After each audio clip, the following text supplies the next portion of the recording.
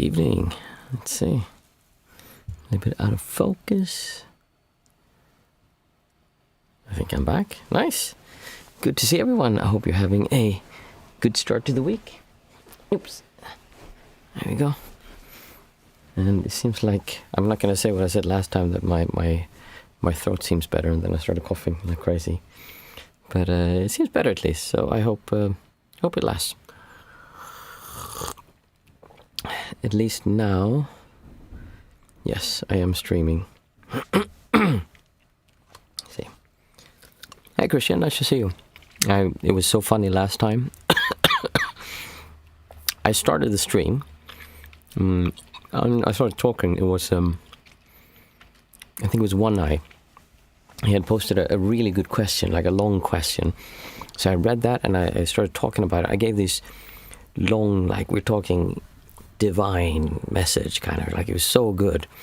And then no one says anything. Like, oh, did I lose everyone or what happened? And then all of a sudden, like I started seeing, I can see like the statistics, and I see how many people are watching and how many people drop in and drop out. I didn't see any statistics, so I reloaded the stream, and then I had to start streaming. And so what had happened was that I had actually forgotten to turn on the stream. So I was sitting there talking to myself for a good 10-15 minutes without anyone seeing anything. Fortunately, people actually stayed and waited for the live stream to start. So eventually I did start to stream, but I thought it was funny because I was getting into the conversation and I thought it was so interesting, and then I came back, and so if it was a bit confused, if it sounded confused when I started the last stream, that was why, because I started, well, did you hear what I just said, or did you miss it? And I didn't know if people had actually been there or not. So I thought that was a little bit funny. How are you doing today, Christian? Have you had a good week? Summer vacation yet? And you have industry semester or... Hey, Mats, nice to see you. King number 1. What's that? That's really cool.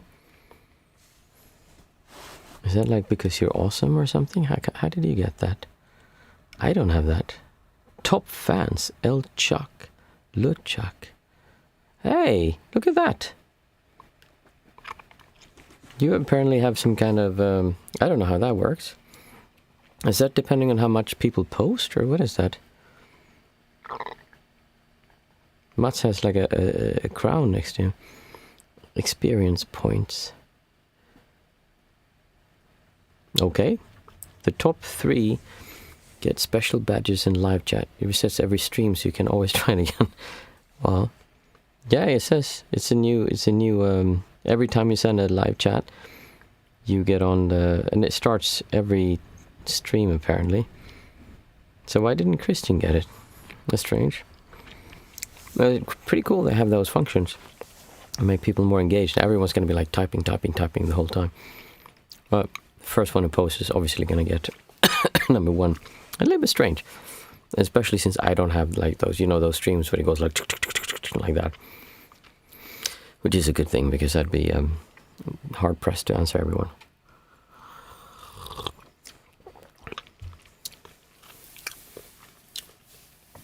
Nice.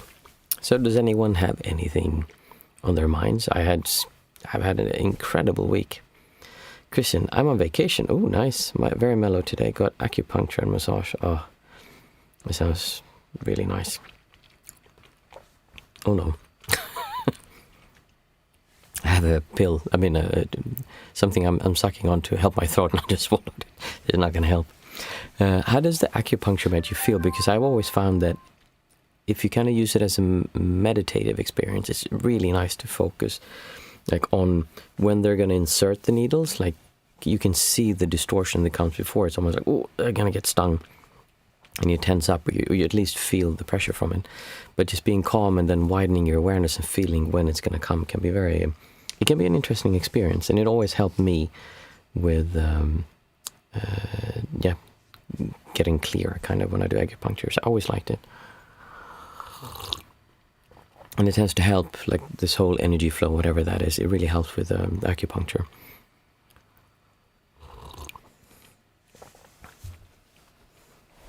I've had I'll start, and if someone has something, please share it, and I'll jump topic. But I've had a really good week with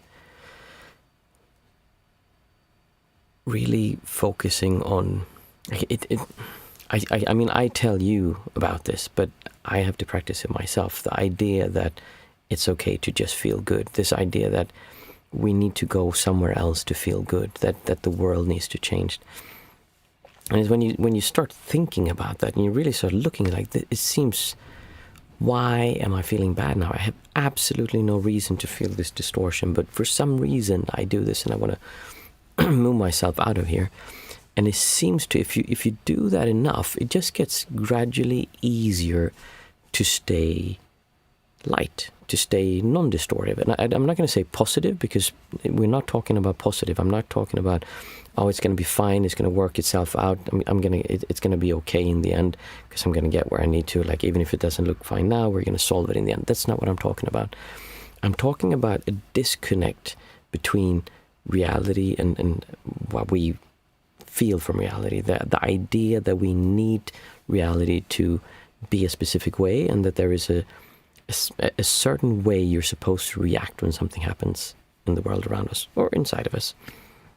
And my father, he was so much against this. I remember this. It would have actually been difficult for me to do what I'm doing now when he was alive, because he was so against it, and it was a big influence in my life. And I remember he always saying, like, people who think positive thinking, again, this is not positive thinking, but it's he would have thought of it the same way. He just thought, they're just fooling themselves. Unless you're successful, unless you've sold something, unless you're like made it, then you have no, like, you shouldn't feel happy then. You can only feel good when you've succeeded. That's when you allow yourself to feel good. And I was just walking out in the forest. Actually took early in the week. I just drove into the forest. I work in the forest, but it's nice to go somewhere else than your job. And I just walked into the forest, and I just started walking. I could feel how it kind of relaxed. And I was just walking around, and I started looking at the trees and stones, and I got into that non-centric state where for me, it's always the bark on the trees that just look magnificent. Like, just seeing the trees and how the bark goes like that, and you widen your awareness, you see wider. And I just walked around and looked, and then I sat down and I recorded a video. I don't think, hey Stephen, nice to see you. I don't think it was the video I released yesterday. Maybe it was. No, it wouldn't have been. It's coming this weekend. And I just recorded a video, and it was just a really nice time, and there was nothing lacking. There was nothing that I needed outside of my experience in that moment. So if I would have had $1 million in my bank account, that would not have made me happier in that moment. Or if I would have won the lottery, it wouldn't have changed anything. If I would have, I can't come up with anything else that I would really need for like finances right now. But like, there's nothing that would have improved that moment except for what it was. And that really is what it's about. It's this feeling of, I'm not comfortable being here, so I need to change this moment. And usually we have this idea that I need to get something else from this moment. Christian, it took some time to get used to the needles, but it's very good to connect with the body. Yeah, it is. It helps. And it also relaxes everything. It's a little bit like when you tense and you relax. There's a bit of that feeling.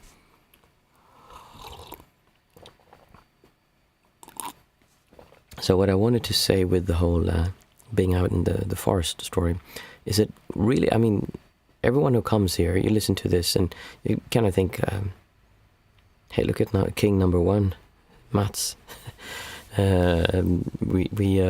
You hear what I'm saying and you kind of like, oh, that sounds nice, but really try this.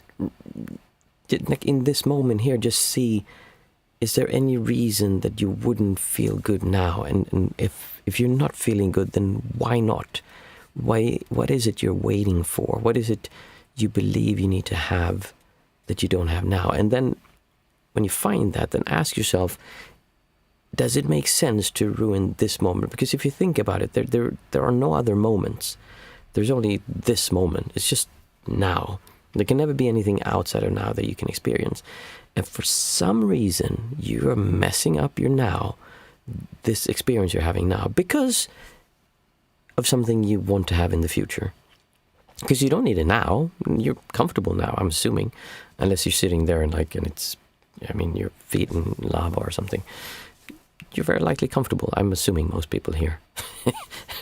You look royal, Mats. Instead of thinking that, why do you mess it up? Does that make any sense? And when you first hear that, well, of course I need to strive, because who would I be if I didn't go towards that? What would happen if I didn't? Yeah, but why? I asked this a lot of times. I spoke to someone not long ago who, what was it? They had, something had happened. I think they were close to a burnout, and we were discussing how they were working, and I said, like, why? Why do you do this? What's the point of going to work? If you go to work, I'm not saying don't go to work, but I'm saying, what's the point of pushing yourself so hard at work that you get burnt out? Because we're going to die soon. I mean, I think he was my age, if it's the person I think I'm thinking about. What's the point of pushing yourself and then getting a burnout and then losing several years just because you wanted to get there instead of here? Because when you get calm and still and peaceful and really enjoying being here, the thing is that there's nothing lacking. Because this feeling of lack of discomfort that I'm talking about, that's a lack of peace. It's a lack of stillness. It's because you don't feel peaceful here. So you believe, I need to go over there because there is going to be peaceful and really nice. And then you get over there, and then you need to get over there, and then over there. So really ask yourself, why? Why are you not letting yourself, I mean, right now, why are you not feeling good? You're like, well, there's nothing special. I'm just sitting here and something else should be happening. But why? Why is it not okay for you to feel good now? Stephen, what do you think about pride? Is that a feeling of distortion? Oh, that's most definitely a feeling of distortion. Absolutely. I mean, distortion goes into everything, pretty much, that we call feelings, but we're not talking about repressing your feelings. Even such a thing as love contains distortion. It's just that it's much nicer to feel love than to feel hate. So to begin with, focus on getting more love. I mean, that's generally a good idea. But ultimately, even love contains distortion. If you're talking in a non-dual or non-centric state, there is no love the way that we feel it. It's just experience. There's no one there experiencing. There's this incredible peacefulness, calmness, and stillness, and a feeling of the world being exactly the way it's supposed to be.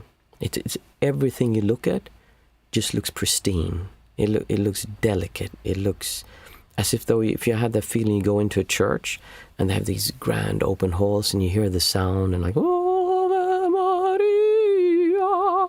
There's like chanting, and you look around and you go, wow, this is incredible. And you just feel this deep inner calmness, that feeling of, okay, this place is sacred. Like, you wouldn't just start screaming in there, but like that would feel wrong, because there's the atmosphere of this space that is sacred. And I think they designed them like that because it makes us go, whoa, and we stop distorting, and then you drop into a state like this. And that's what everything feels like. It's not that you need to go into church to feel that. It's when I look at this one, it goes like, wow, this is incredible. There's a feeling of sacredness, of just beautiful, like just seeing this thing like that is just incredible, the way the light reacts. And there's a way of using your awareness to more or less have a more or less chance of being able to experience the world like that. So ask yourself, why? Why are you not viewing the world like that? Why do you choose to ruin this experience by creating all this distortion towards things that aren't here now, but that might happen in the future? Because you believe that if that thing happened, then I would be so much happier. And then, of course, the funny thing is, if we're talking about finding a partner, if you go out and you distort and you try to get someone to get to you, it's more likely that you'll actually find someone if you stop looking for that person and instead you feel good, because people are attracted to people who feel good in general. Stephen, so if I am prideful of my work or something I have accomplished, that is distortion. Yes, absolutely. You have to think about this different than you're doing, Stephen. Don't think about distortion as sin. Don't think about it as something that's something you can stop doing. Think about it as something like, let me think if I can come up with a better analogy. I almost, why did I keep, no, that's not going. Think about it as it's simply that's the only way you know how to behave. It's the only way you know to behave, because that's all we're taught. Society teaches us, because in that I am prideful of my work. In that is contained that if you didn't do a good job, what would you feel then? You'd feel shame, you'd feel guilt, you'd feel that you're not good enough. To have pride, you have to have that. I'm talking about collapsing the whole system. Like I'm saying that just all of that, it doesn't apply. That's why everything contains distortion. But if you frame the question like that, so if I'm prideful of my work, that's something that we feel obviously, well, that's good. You should be prideful when you do something good. That sounds obvious. But if you dig a little bit deeper, you see that actually within that, there is distortion. Now, if you would do what most people do, okay, I get it. I shouldn't feel distortion, so I'm not gonna feel pride. That wouldn't work. Then you haven't looked at your pride. Then you just pushed it away. Instead, you would need to start with the big things. And first you say, oh, this hurts. And then when you take away those big things, you're like, hey, wait a minute. Because imagine you feel, okay, pride. I feel prideful that I've done a good work. But I'm also happy that my colleague got demoted because he's not as good as me. And that would be, what would that be? That would be maleficent, malicious. What do you call an action like that? You're being mean to someone. So that's something you could say, okay, I can see the distortion in wanting something to go bad. Schaufenfreude. Yeah, that's exactly what I was thinking. It was Schaufenfreude. Mit der Kartoffeln. So that would be something you're kind of saying, okay, that's a bad feeling. And then you would look at that and you say, okay, I'm actually hurting myself. There's a lot of distortion. Why am I doing this? Because I'm not being here. I'm actually in this towards that. It's just a silly thing to do, and you would learn how to drop that. You by looking at it, you would see this is painful. You would let go of it because you're focused and your intention is to feel good. You would have to let go of that. And then eventually after you let go, okay, that was maybe jealousy or like ill will towards your friend. Like that's something we could agree on. Okay, that's bad. And after you let go of that, then you start walking around and you feel much lighter. You feel peaceful, like, it's nice. I gotten rid of that ill will towards my colleague. And then something else come up and you say, oh, look at that. They're driving around in a nasty big SUV that I know kills nature because it uses lots of gas. And I agree. Like, don't kill nature, for sure. But the feeling you have, oh, they're being bad, that's a distortion. And then you have to let go of that. And you would ask yourself, what kind of person would I be if I didn't feel bad when I saw like some idiot drive around in a big car and ruin the nature? Or you say, like, I like driving big cars, so what idiot is angry at me for wanting to do what I want to do, and then you're angry at them? It doesn't matter. We're not talking about right and wrong here. And then you will let go of that. And then after you let go of those big things, like obvious things, then you'd say, like, hey, wait a minute. Actually, when I feel prideful of my work, there's a distortion there as well. I should let go of that. And because, again, you need to be able to feel prideful, you also need to have the other part. And you need to drop everything. And after you drop that, you go, hey, wait a minute. There's a distortion how I feel about this color compared to this color. There is a distortion there. And you would have to learn to let go of that. And then after that, you say, hey, wait a minute. There's a feeling of distortion towards what it feels like when I look myself in the mirror and I have beard or I am clean shaven. And you would need to let go of that. Distortion is so much more than just good or bad feelings. That it's kind of besides the point of right and wrong or good and bad feelings. It has virtually nothing to do with that. It is the self that is wanting to create distance or closeness to something in the world around you or inside of you. And that's what we're removing. Because the self strives for this pressure. It needs conflict. It needs drama. It needs the fight. Again, I am prideful. Well, that means I could be bad. Or the story, I'm going to fight. I'm going to do a good job. Now I feel pride in what I've done. There is a lot of self in that. And that's where it has distortion.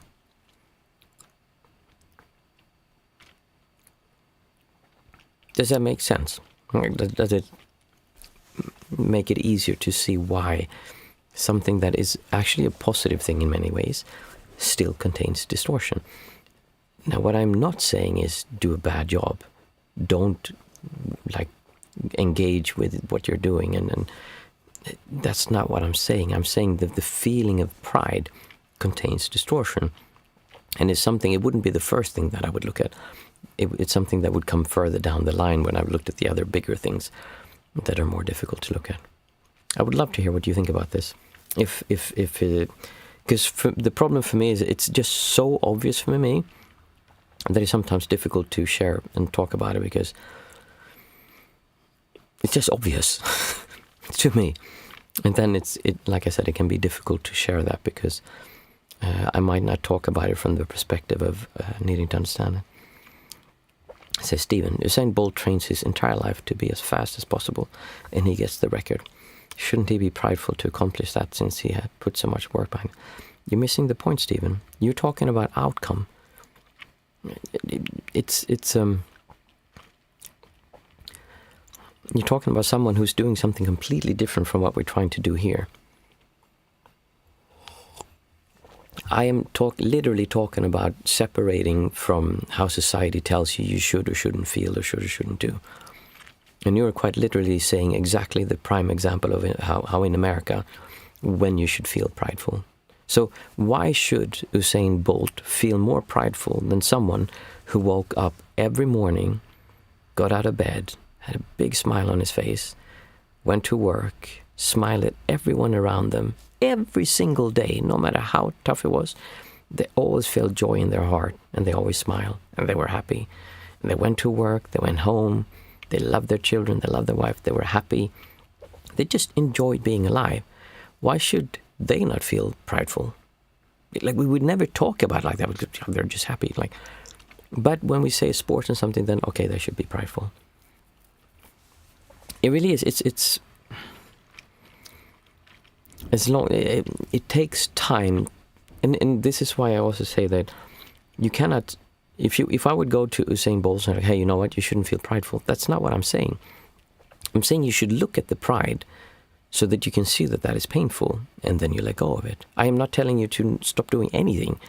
It would be a mistake if you feel pride when you've done a good job, and you take from what I'm saying that you should stop feeling prideful. Then you miss the point. That's absolutely not what I'm saying. I'm saying look at the pride and see what that feels like. If you like that feeling, if that's something that makes you feel calm, still, peaceful, happy, joyous, that it makes you feel fulfilled long term, then keep on doing that until it stops or changes. I mean, if it does for you, then fine. But if you would take from what I'm saying and say, okay, I shouldn't feel pride, this is like how Buddhism is practiced a lot and how many religions do, then I just shouldn't feel that because those are bad feelings. Then you would just make it worse, because then you repress something and you still feel that pride, but I don't want to feel it, so you just push it down. Does that make it more clear? And it's one of those things, you just need to live life. If you would, if you attain enough things, then eventually, good. And it's not a case of me trying to convince you now, okay, I won the argument, slam dunk, good, now you get. No, you have to experience it. That's what I'm saying. The problem when people listen to other people talking about stuff like this is they believe that, okay, I get it now, because I understand it, it makes sense, I see why it's hurtful, I'm not going to feel pride. No, you should feel pride. Go out and feel pride. Allow yourself to feel it. You need to let it come up and really feel what pride feels like, and then you'll see that it hurts you. You need to let all your emotions come up, all your feelings, feel them, experience life fully, and then see them through the lens of being happy and enjoying being here. And you know, I spoke about when we had the last coaching call, the group call, that be in a good mood, be forgiving, or I'm sorry, please forgive me, thank you, I love you. And then after that, you start experiencing the reality around you. In other words, enjoy and not be grateful, but appreciate the world around you and really see, oh, it's a beautiful world I live in. It's enjoyable to breathe. It's enjoyable to talk. When I sit here and talk, I enjoy the vibrations of in my chest. I like the solidness of feeling my voice. It's nice sitting here. It's enjoyable sitting here. And that comes after those. So just all of this together makes it clearer eventually why this is a problem. If it's not a problem for you, then don't stop doing it. You'd just be doing yourself a disservice. But you are here because something is making you not feel good. I mean, no one's here because like, oh, I feel amazing. I feel like I'm the top of the world. I feel so good. I just wake up every morning and I jump out of bed. Life is delicious to live. No one comes here because they feel that way. Hopefully they will leave here feeling that way to a certain degree, at least some part of the time. But if you come here, there is something not working. And I'm trying to show you all the things around that can help you look at what's coming out from that. And then hopefully, eventually, you'll find that there's a way to live life not so that we have this weird, messed up approach that we have in society towards life, that you're not allowed to feel good. Life is not enjoyable until you do what society tells you to do. And this is different in different societies. Good. It's different in different societies. If you would live in America, the idea is like, okay, you get strong, you go out, you become the CEO, and you earn all the money, and like you get the prom queen, and you get the car, you get the airplane, you get all the good stuff. Then you're successful. You're doing what you're supposed to do. If you're in Japan, it's completely different. In Japan, they have a completely different culture of working for your company and being a loyal servant, and they have a completely different idea of what is a good way to live society. You're not deciding that. Society is deciding that. So when you believe you're successful, when America is like distortion central. Oh my goodness. When you believe you're doing what society tells you to do, then you're just doing what when you're doing what society tells you to do, you're not doing what you want to do. You're doing what you've been brought up in school. They told you when you're a good person, you go out, you fight for your country, you do this for your country. And over here in that country, they say you should fight this way, you should be a loyal servant, you should do this. I mean, there's a lot of distortion in that as well, for sure. And then you have the other country, no, you should strive out for yourself, you should make it big, you should do that. And then there's another one saying, no, you should strive to make it good for everyone. It's the same thing. If your idea of being happy requires you to help everyone else, it's the same thing. Again, I prefer that you would do helping others. And that is more in alignment with having less distortion. But if you feel bad when other people are hurting, that's distortion. Must get it. I mean, that's. I should make like a screenshot. I wonder if I can do that. Let's see. Where's my? I need to take my mouse. Come here. Man, I should have found my mouse. There it is. So I screenshotted Mats. That's perfect. That's exactly what it is. You're not allowed. Look at this crown. That's Mats literally said what I'm trying to say. We're looking at someone in life, and we see the magazines. Again, take America as an example. You see the cover of Times magazine. They show someone. Look at this crown. Look at this crown. You see the crown he's wearing? You are not allowed to be happy until you have this crown that he's having on this cover. It's exactly the same. Like when Mats does it here, we go like, oh my God, that's the dumbest thing ever. You're being so silly, Mats. What's wrong with you? Obviously, but we can say he's joking. But it's the same thing. It's the same thing. We say, when you have this, then you're allowed to have it. Until you have this crown, not allowed to be happy. So one should be humble and strive for humility. Absolutely not. Why? Why should you be humble and be? I saw a nun that is the prime example of what not to do. She was like, "Oh, I'm so yes, yes, Bante, thank you." She walked like this. She was so humble, so humiliated. Humble with lots of humility. But the distortion was like, "Oh, I'm not worthy. I'm not taking it." No, that's also distortion. It's all distortion. If you look at the photo of, I used to joke about this. We used to joke about it. We said in the Theravadan traditions, in every center, like people believe it's so magical and beautiful in the centers because they come there and like, oh, it looks so incredible from the outside. But inside, there's conflict and there's intrigue. There's all kinds of stuff going on. And then if I was in a Theravadan center, we would say like, oh, look at that person. Oh, they're so not mindful. They're so unequanimous. They should be equanimous. And look, I saw him swat away a mosquito.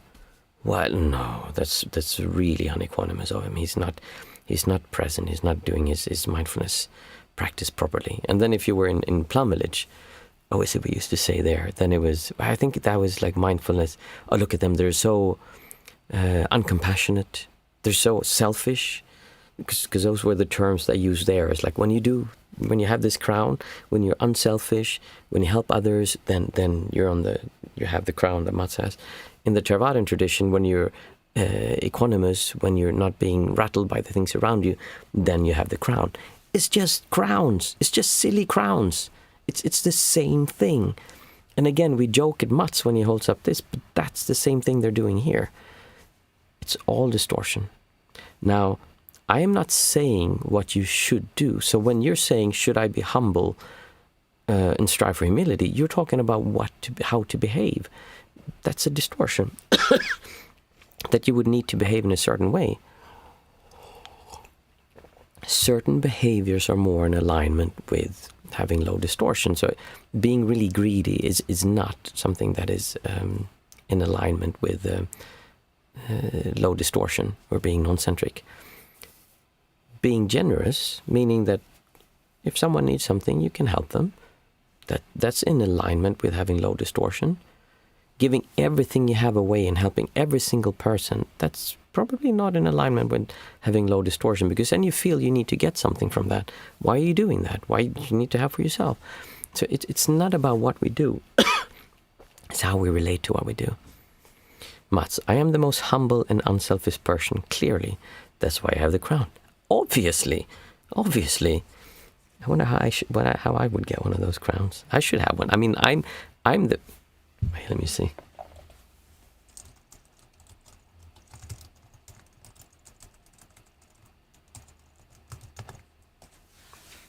Well, I have special color on my text, so I guess that's enough. But I don't have a crown. That seems wrong somehow. But I do have power. I can actually ban Mats.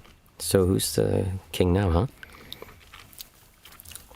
It's funny to talk about these things, because when we do, we see how incredibly silly it is. Like, why would you be jealous of Mats having a crown? Like, it's ridiculous. But then we go out and we do the same thing in society. We believe that person is more worth because they have X amount of billions or millions of dollars. Why? Why? There's no you don't need that to be happy. When you're out in the, like I was saying earlier this in the week, when I was out walking in the forest and I just felt good being there. It wouldn't matter if I was the richest person on the planet. My experience right then would not be changed. It really wouldn't have made any difference at all. Nice conversation. Thank you for bringing that up, Stephen. It's one of those things that when you really start looking at this, and I appreciate, and I have to acknowledge that I am impressed, maybe not the right word, but I think it's really incredible that I can see so clearly how you have been conditioned towards these things, and you're trying to combine them with, and you can see that something is not right. There's something should be different. And you're trying to reconcile your old worldview with something else you see. And you're asking questions and looking. And I think that's great. And as I said, you really shouldn't just take what I say at face value and just say, okay, I get it. I believe this. The whole thing is you need to experience it. Because when you do, that's the only way you can let go of it. If you don't experience what pride feels like, anger feels like, guilt feels like, sorrow feels like, happiness feels like, love feels like, jealousy feels like, striving feels like, you can never let go of them. And they are part of the sense of self. Strange. It seems like I am out of focus today. I just keep going out of focus the whole time. Maybe I'm not... I need to become a king so that I have the focus of the camera. Maybe then it would work. Nice. But good question and good conversation, and I'm happy you have been out of focus a lot today. Yeah, it's because I'm so focused here that I become unfocused on the screen. That's why. Peasant. Exactly.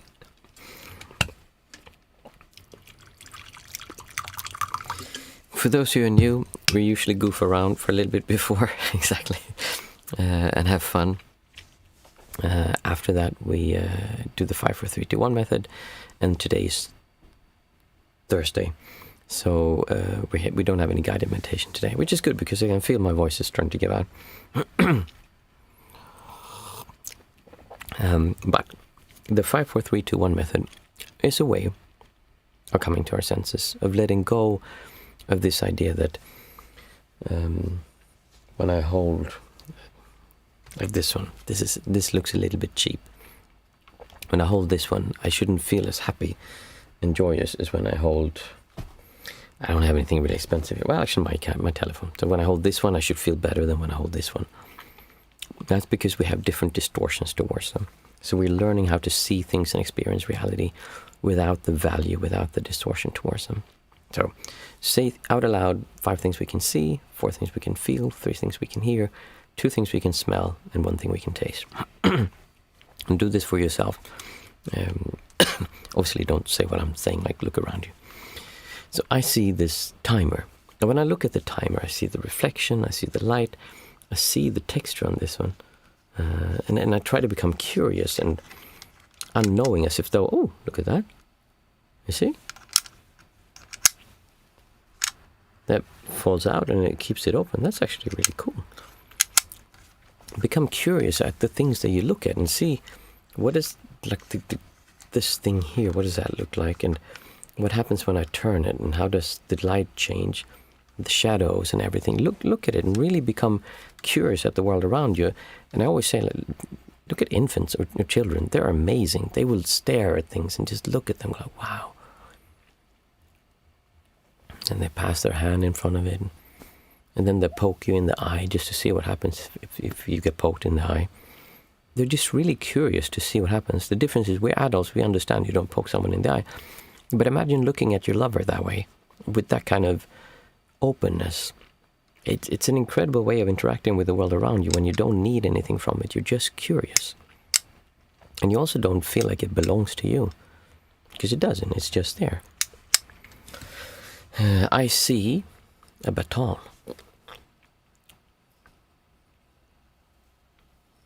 Lots of cool reflection. This one is really cool. And I can see even though this is black, there's like color, structure from the wood underneath. I can see my teacup.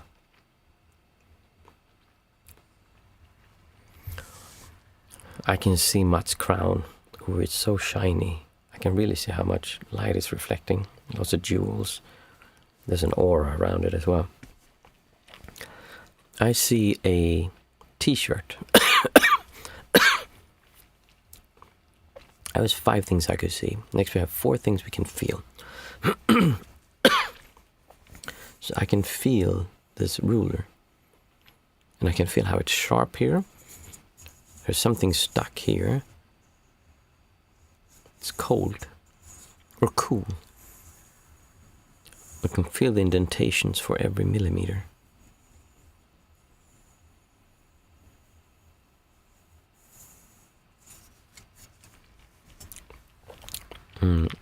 I can feel the texture of the candy that I have in my mouth.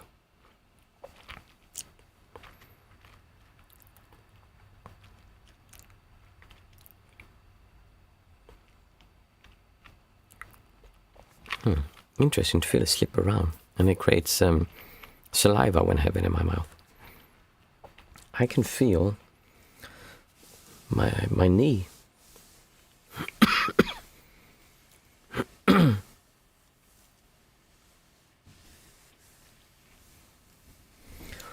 And I can feel the carpet.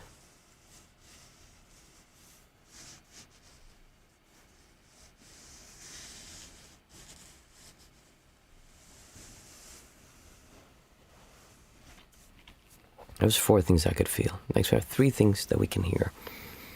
I hear plastic flapping in the wind. And there could be a part of me going, oh no, it's flapping in the wind. That means it has torn loose from the tape that I have on it to keep it in place. And I might feel worried about that, but I'm trying to just hear the sounds. If it would be something that would be really serious, I'd say, I'm sorry, I have to leave for 5 minutes and go tape the plastic. But why would I sit here and ruin this really enjoyable experience of just sitting here talking to you? Because in the back of my mind I go, ooh, that plastic is going to fall off. It's really, it takes so much more effort to do that than it does to go out and give everything you have to all the homeless people, or to go out and work your ass off and like get the job or whatever it is you're wanting. Like, those things are easy in comparison to actually looking inside at how you're distorting towards the world and giving up that part of yourself and experiencing peace instead. I hear a fly.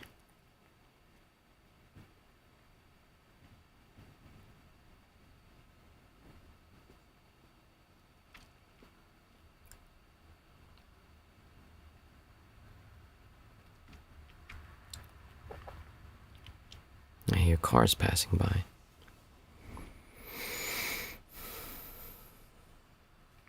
Three things I could hear. Next, we have 2 things that we can smell. I smell the sweetness of my my candy. Okay, now I'm almost cheating. I smell a scent of rooibos. It lingers, kind of. There's 2 things I could smell. If you take 1 thing, we can taste. Oh. It tastes of, I think, strawberry.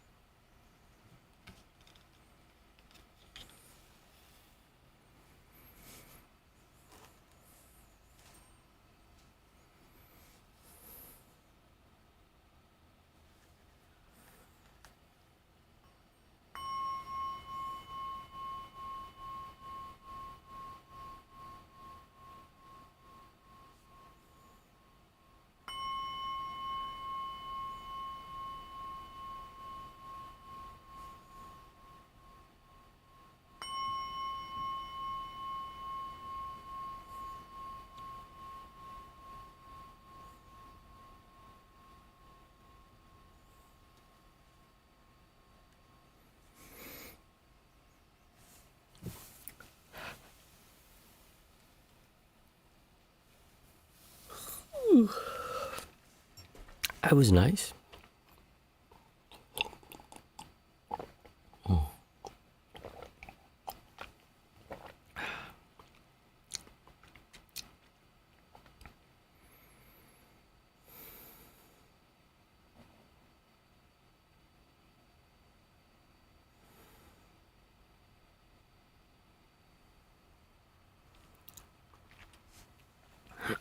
Thank you for coming today. It's always a pleasure sitting here, seeing everyone, and just having fun. And the Tutankhamun has awoken. Man, 20 minutes is a long time when you haven't been meditating for a while. Yeah, you need to get on the cushion again, Mats.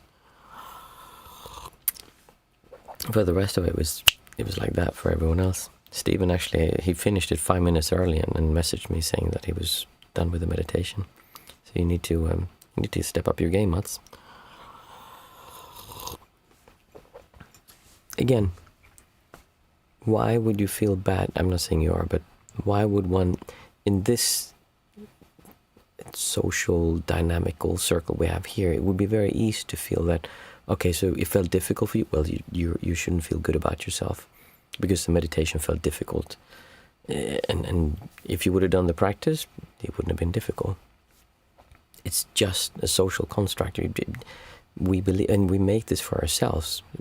Someone could believe if they're here that, oh no, I don't want to show that it's difficult. Again, I'm not saying Mats is doing this. I'm just saying it's very easy to fall into these things when you have a group of people doing something and there's a dynamic.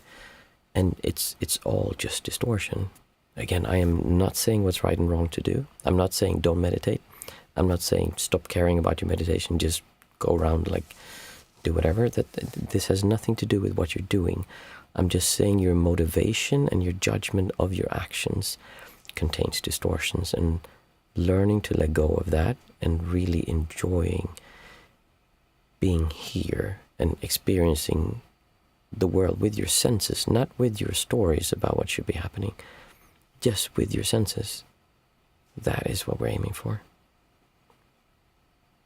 Man, I wish we all lived kind of like in the same neighborhood. I was thinking, oh, next year maybe I'll go to Plum Village, but I'm not going to be able to. Next year I doubt. Well, maybe. We're actually planning on getting married next year. So maybe that will be our honeymoon, that we go to Plum Village. I don't know. I don't think so. I think we'll go somewhere else. But I have been wanting to go to Plum Village for a long time with my family. And then we could meet there. So there might be something, probably not next year, but maybe the year after. We'll see. But it would be fun to meet everyone and just talk in person and kind of joke. I think you would find me less serious in person than I might appear here. Thank you, Christian. Yes, I'm very happy. We've been engaged for 7 years, I think, or 8. We've been together for 10. Thank you. Well, we've been engaged for 8 years or 7 years. It's just we just haven't gotten around to getting married. And we said, this is the time we should do it. So next year. It's a lot of planning, you know. But it'll be fun. I'm looking forward to it. So have a great week. And keep asking yourself, why would you not feel happy? Really, it's different when I have coaching students. I can't really give people homework, but I'm giving you now, give homework until Thursday. Ask yourself, if you're not enjoying what you're doing, why? Really go around and look at that. Why are you not enjoying what you're doing? Or not what you're doing, enjoying just being here. Why? See you later, King. May the crown be with you. Oh, that's a good one. I like that. I'll see you on Thursday. And don't forget your homework, because the crown is going to punish you. You know he does.